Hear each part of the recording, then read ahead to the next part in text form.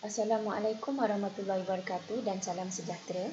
Saya Dr. Sanita binti Muhammad Yusof mewakili kawan-kawan Dr. Noazian binti Atan, Dr. Muhammad Zulkifli bin Abdul Hamid dan Dr. Zainuddin bin Hassan dari Sekolah Pendidikan Fakulti Sains Sosial dan Kemanusiaan UTM dan juga Nurul Akmal Aini binti Abdul Razak dari Kolej Vocational Puteri Temerloh akan berkongsi tentang tajuk kajian kami iaitu pelaksanaan pembelajaran berasaskan hasil ataupun OBE di Kolej Vocational Malaysia.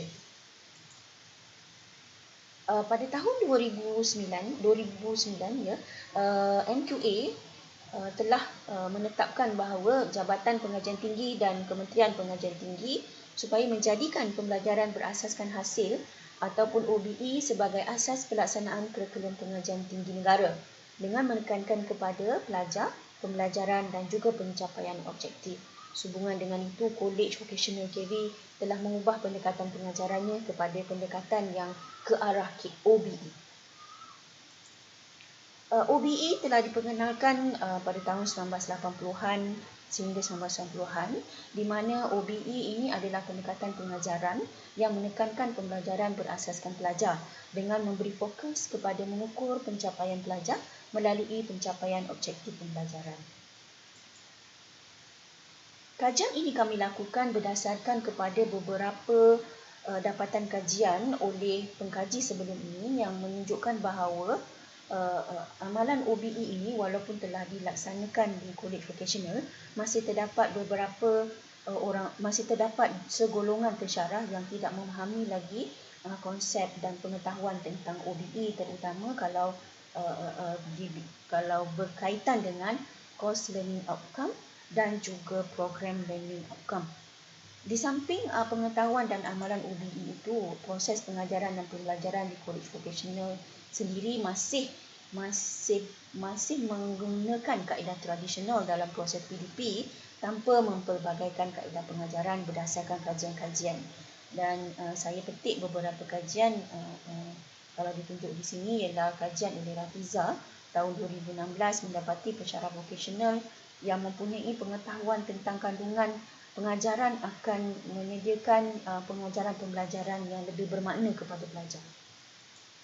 Khususnya objektif kajian, ada 5 objektif kajian ini iaitu yang pertama mengenal pasti tahap pengetahuan berasaskan OBE, yang kedua amalan, yang ketiga yang ketiga dan empat melihat hubungan antara OBE dengan amalan OBE dan juga pengalaman mengajar dan juga OBE, dan objektif kelima ialah melihat ataupun mengkaji masalah pembelajaran OBE. Metodologi kajian, reka bentuk kajian ini adalah berbentuk tinjauan soal sidik menggunakan Google Form sebenarnya, dan diedarkan kepada 120 orang pensyarah KV. Tempat dan bidang kajian yang kami fokuskan ialah kami telah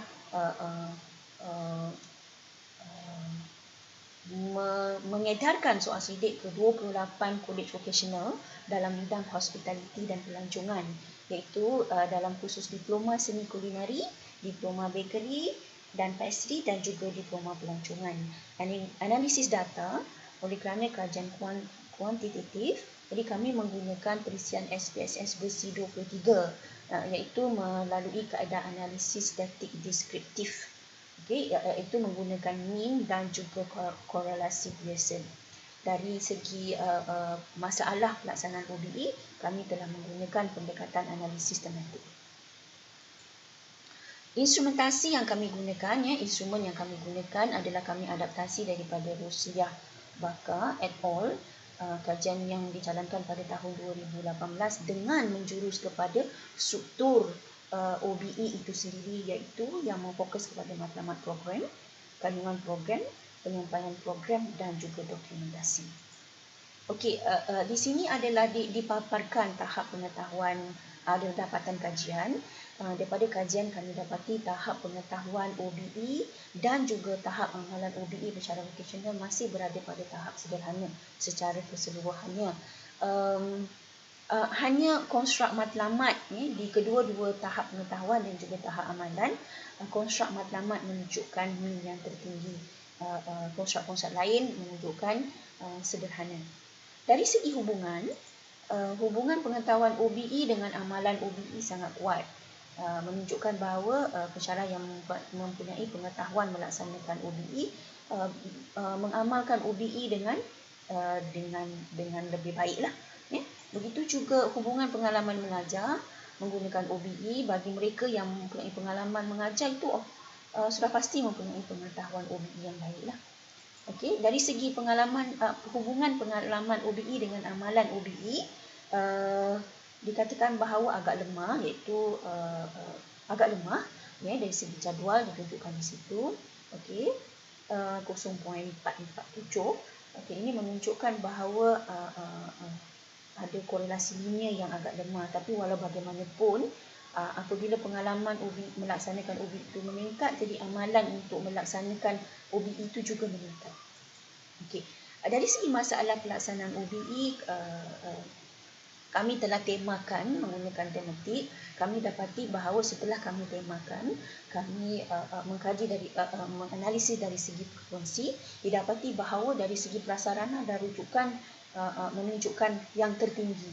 Maksudnya pensyarah-pensyarah di KB masih mengatakan bahawa kekurangan prasarana, kekurangan rujukan. Yang kedua, kurang pengetahuan dan pemahaman terhadap OBE. Yang ketiga, kurangnya dari segi kursus dan latihan. Yang seterusnya, kekurangan dokumen, dokumen PDPC. Seterusnya, terdapat kekangan dari segi penilaian pelajar. Begitu juga dengan tahap pelajar yang pelbagai. Kita tahu KB mempunyai pelbagaian tahap pelajar.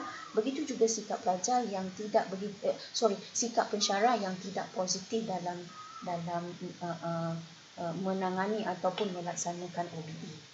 Okey, di sini juga saya sertakan respon-respon yang telah diberikan oleh pensyarah-pensyarah tersebut. Okey, dari segi perbincangan, saya fokuskan kepada 4, iaitu yang pertama sekali pengetahuan dan amalan OBE. Kalau dilihat bahawa masih sederhana, ini menyokong kajian-kajian sebelum ni oleh Amiruddin dan juga Ali dan Haliza dan juga laporan dari MQA. Begitu juga dengan dari segi pengalaman mengajar. Dari segi pengalaman mengajar, dikatakan bahawa pensyarah yang berpengalaman biasanya akan menunjukkan pengetahuan OBE yang tinggilah. Pensyarah yang berpengalaman mengajar menggunakan OBE biasanya dia akan mempunyai pengetahuan yang lebih. Okey, begitu juga dari segi transformasi, perlu diberi peluang sebab KB ni mula ditransformasikan pada tahun 2012 sehinggalah tahun 2019, jadi memerlukan masa untuk OBE ini dipahami oleh pensyarah-pensyarah. Begitu juga masalah pelaksanaan di mana-mana pun kita tahu prasarana memainkan peranan, selalunya menjadi faktor kepada permasalahan dalam PDPC.